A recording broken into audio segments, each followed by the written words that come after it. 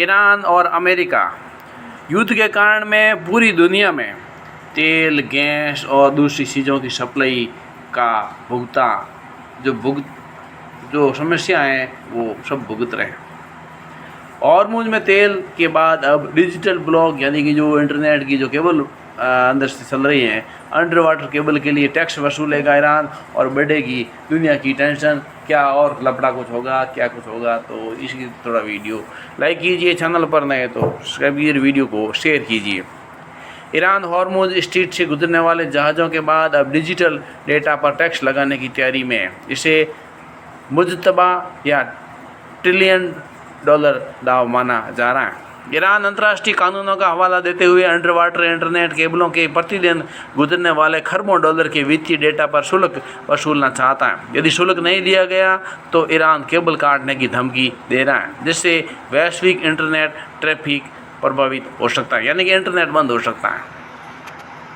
Hormuz straight से double नाकेबंदी लागू है और एक तरफ ईरान है जिसकी मर्जी के बिना यहाँ से कोई शिप नहीं गुजर सकता, तो दूसरी तरफ ट्रंप का ब्लॉकेड लगा है, जिसके चलते ईरान जहाज़ यहाँ से नहीं गुजर पा रहे। तेल नहीं बेच पाने की वजह से ईरान को बड़ा नुकसान हो रहा है, जिसकी भरपाई अभी तक ईरान हॉर्मुज़ से गुजरने वाले जहाज़ों के बदले टोल टैक्स वसूल कर रहा था। लेकिन अब ईरान की तैयारी यहाँ से गुजरने वाले डिजिटल डेटा के बदले भी टैक्स वसूलने की है। इसे मुजतबा का ट्रिलियन डॉलर दाव माना जा रहा है। हॉर्मुज़ स्ट्रेट पर ईरान का कंट्रोल है और मुजतबा अरब में समुद्र में इस संकरे हिस्से को किसी भी कीमत पर छोड़ने के लिए तैयार नहीं है, फिर चाहे उन्हें अमेरिका के साथ दोबारा युद्ध ही क्यों न लड़ना पड़े। यहाँ से गुजरने वाले जहाज़ सिर्फ ईरान की मंजूरी और उससे टोल टैक्स चुका कर ही गुजर सकते हैं। टोल टैक्स के जरिए ईरान मोटा मुनाफा कमा रहा है, लेकिन हॉर्मुज़ से होने वाले उसकी कमाई अब कई गुना बढ़ सकती है और इसकी वजह होगा तेल के बाद ईरान का digital block. Iran digital data के बदले टैक्स वसूलेगा। ईरान हॉर्मुज़ से गुजरने वाले डिजिटल डेटा के बदले शुल्क वसूलने की तैयारी में है और ईरान हॉर्मुज़ से मौजूद फाइबर इंटरनेट केबल पर शुल्क लगा सकता है, यानी यहाँ से डेटा भेजने के बदले ईरान को टैक्स चुकाना पड़ेगा। जो देश टैक्स नहीं चुकाएगा, ईरान उसके डेटा को ट्रांसफ़र नहीं होने देगा। यानी अभी तक ईरान हॉर्मुज़ से गुजरने वाले जहाज़ों के बदले टोल टैक्स वसूल रहा था, लेकिन अब तो डिजिटल डेटा के बदले भी टैक्स वसूलेगा, जिसने यूरोप से लेकर एशिया तक के देशों की टेंशन बढ़ा दी है।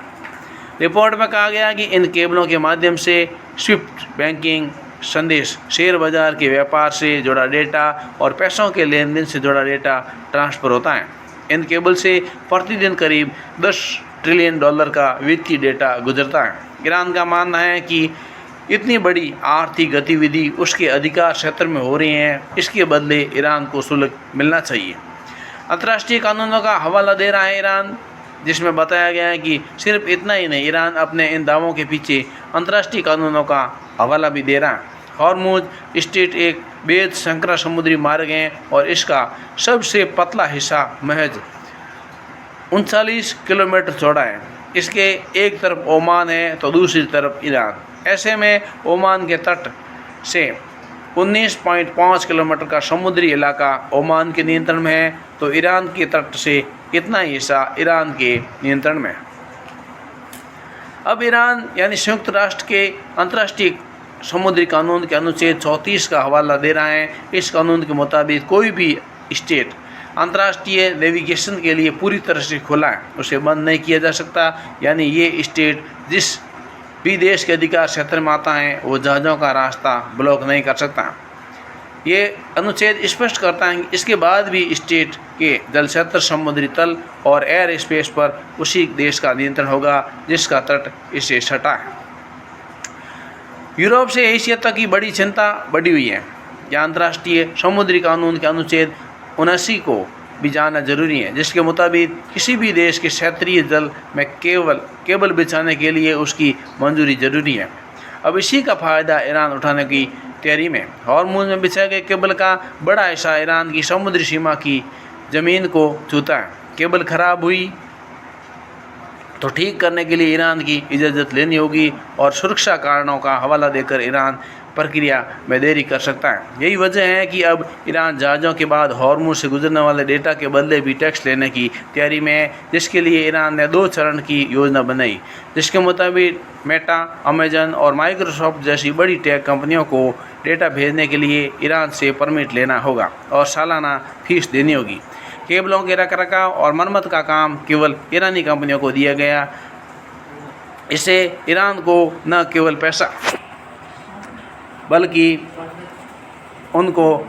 ईरान को भौतिक सुरक्षा और डेटा ट्रांसफ़र पर उसकी निगरानी बढ़ेगी।